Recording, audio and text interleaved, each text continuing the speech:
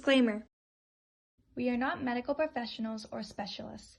This is merely a conversation of our opinions. We are not contradicting anyone's personal views or values. This is our conversation. Topics such as suicide and abuse may also be discussed. Viewers' discretion is advised. Your favorite stigma busters are back with another episode of Posh Mentality. How are you guys today? Pretty good. Tired, but happy. That's nice. How about you, Angela? I'm doing pretty good. I'm feeling less tired right now, less sleepy, so I'm good. So today we'll be talking about COVID and mental health. So how do pandemics affect our mental health? Honestly, the first one that I can think of is mob mentality and panic buying, especially around toilet paper during the beginning. Like all of it, at first, for me at least, it was all of the toilet paper. Like I was so happy that I had like at least one big bag in my house because I was unable to find toilet paper anywhere for like 3 months. Like they were always sold out within like the first 2 hours of being open. And then, you should sort of think of those people that can't wake up that early, or like they have to travel very far to get to the grocery store in the first place, so they're unable to actually get there within the first 2 hours, or they have work, or they have to take care of their kids or something like that. And it's just like, do you need that much toilet paper?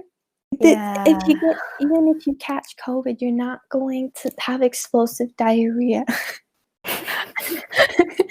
And then after the toilet paper, it was like the canned goods.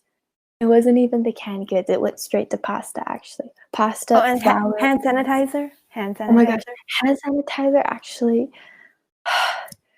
One tiny bottle of like 100 milliliters, not even 100, was being sold for $10. Why? The inflation. Why? Like before it, I could get it for less than $1.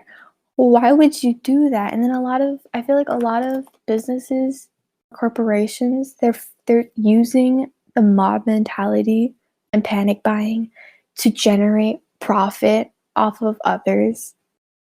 And I think like that just makes it so much worse for the people that are also struggling. Like, for example, small businesses. If you just got fired from your job and you went to the grocery store to buy some food, you can't because it's so expensive. Yeah, and then so basically with mob mentality too, basically if a smaller group of people catches those emotions, it's sort of like, when you yawn and the person next to you yawns, if a small group of people starts buying like that, everybody will start doing that too. Yeah, and then the second thing that I can think of off the top of my head, sort of from affecting me mentally, would be feelings of emotional isolation. So like with all the social distancing and not being able to go out, especially during the summer of last year, it was like very important to reach out to friends and family. And then I was also really lucky to be able to get in touch with some friends that like aren't in the same country as me. So they're like off across the world, and I was able to get in contact with them because they're staying at home so often. That's good. And you can only give virtual hugs now. Yeah, it's so unfortunate. Yeah. I don't know if it's a good thing or a bad thing, but I personally haven't been able to experience boredom, because I'm constantly Same. Well, it might be, I think especially with school going on, it could be boredom from, like the tasks you're doing. I feel like sometimes, especially with homework and classes, it can often become repetitive. So, and I feel like boredom can also, stem from being in the same type of, you're in a rut, right? You're kind of on autopilot at some point of your life, and you're kind of just doing the same thing over and over and over again. And life kind of just becomes bland. And especially since now, like everyone's trying to just be in a routine, right? Have some sort of normality. But I do think, like, because a lot of things were taken away too, right? So I think there is a sense of repetitiveness that does stem some boredom, in a sense of being like, okay, well, this is boring. I've been doing this for like 5 weeks. I'm done, right? But this, so I think just thinking of new things too, even if it's just like going outside and breaking your like little routine and just going for a walk, right? Or calling Mhm. someone you haven't called in a while, right? Just bringing these new Yeah. things in, and they mean so much now. Yes, they do. Oh Exactly. They my mean so much. God. Even if it's like a new hobby, like you know what? I felt like a grandma, but I tried knitting and I was pretty proud of myself that I did one stitch. So you know what I mean? Just like new things, just like bringing out new Oh my things. God, you showed it to us and it looks so good. Oh, that was Yeah. that was sewing. That was sewing.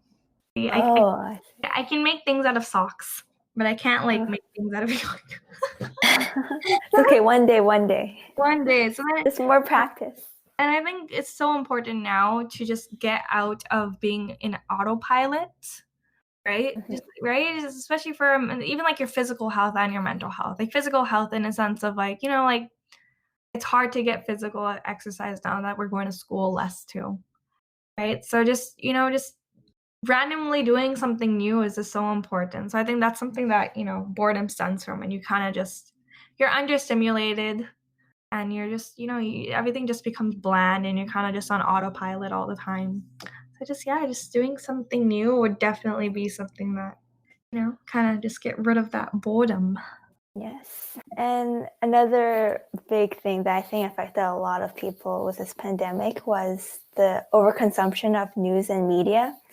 Because with everything being so uncertain, a lot of people are just trying to seek reassurance, right? And it's really hard when like you don't know what's going on. So like what we feel is the only way to get a little bit more sense of what's going on is to go on the internet and look at the statistics, check to see if the pandemic is getting any better or if it's not. And I think this often ruined a lot of people's moods because media often tends to exaggerate because they don't often care about providing credible information because each time you say you click on a website, they make money, right? So they often put more advocative headlines that have more people clicking because that means they make more money. But does that mean what they're writing is necessarily true? No. So it's really important to just take a step back from news and media. And even though like everything is like super uncertain and things are really scary out there, don't let the news or whatever people say on the internet ruin your mood, right? Because Yeah. your mental health is so important now. And to let media kind of control the way you think is not really healthy. No, it's not. And I think just like adding that to the next thing, adding stress to your life. And I think there's so much uncertainty right now. Like you really have to acknowledge that there are things that you can control and there are things you can't control. Right. And like I feel like that sometimes even there's just in COVID, like we keep looking at these news and we try, you know, like the most you can control, especially like for COVID, is I will control what I do to limit the spread and I will, you know, help Mhm. not help, you know, like supervise, not supervise, but you know, like suggest to my family, right? And like it's your actions that you can control. You cannot control what other people do. You know that? Like you can only control what you do, right? So just trying to make sure that like, okay, I'm trying to suggest things to other people to keep everyone safe, but you can't put this all on your head either. And I think another one would be like for school, right? And I think having especially, you know, like we're high school students, you know, we kind of have high expectations for ourselves, right? Especially when it comes to academics and holding that same expectation, like especially in this situation where so many things are taken away, that can also add a lot of stress when you're not able to perform the same way you want to, right? As you would Yeah, last year, right? can relate. And you're putting yourself in this it's like you're in the completely wrong environment, right, to achieve that way and to have that high expectations, but you're still doing it, right? So like it's like, you know, like you're supposed to be swimming right now in water, but you're running in water. You're gonna drown. You can't run in water. I hope that makes sense. But you know what I mean? Like you're so just like you have to adapt to the situation where it's healthy for you and you're not just drowning, right? Okay, and there's also like some physical ways we can cope with increased stress. And a couple of things that we came up in our last meeting was sleeping more. I know it's something that we all struggle with, but you really need sleep. Sleep is like so important. Yeah, and exercise because exercising often releases stress hormones. So doing these physical things also help with increased stress. Yeah, I think that's it. Yeah, especially now. Like, I know for like personally for me, like I wasn't able to swim, and then I started like kickboxing, and I wasn't able to go for that, right? But even if it's just like again, like so simple, just going for a walk with your mom or your dad or your brother or all of them. You know what? Like just like things that are like social distancing, with one friend or whatever your regulations are in your city. Just taking that time to just go outside and because we're on our screens a lot too. I feel like that's a big one too, especially with Zoom and everything. Like our school is on our laptop, right? So for a lot of people, so I think just taking a break. Oh my god, my eyes. Because everything is online, like my eyes have been getting so tired, and I swear my vision's getting worse too. My vision did get worse. I went to the optometrist. I was at like 700. I went, and now it's at 900. Oh no. So I wasn't even like worried. I was laughing. Oh Right. my And then god. I just like things like that. So now, like, I'll kind of look up from my laptop, look in the distance for 20 seconds and just be like, okay, now my eyes are fine. Right. Just things like that. We really need to, I feel like a lot of it is just adapting to our new situation. So we Yeah. remain healthy, right? Mentally and physically. And we can't keep the same type of we can't obviously have the same mindset, have the same routine as we did before. And I think mindset's a big thing too. Same with expectations and everything like that. I'm not saying lower your expectations, but kind of change them, right? Like what can you change about these expectations, right? That will help you in the situation, allow you to be proud of yourself despite not having that expectation you'd have last year. And so I Yeah. think yeah. And I think that's like for our club, I was, at first I was upset. I was like, okay, we're not going to get a lot of traction. Right. And I think that was kind of just like, what's the point of the club if we don't have people? Right.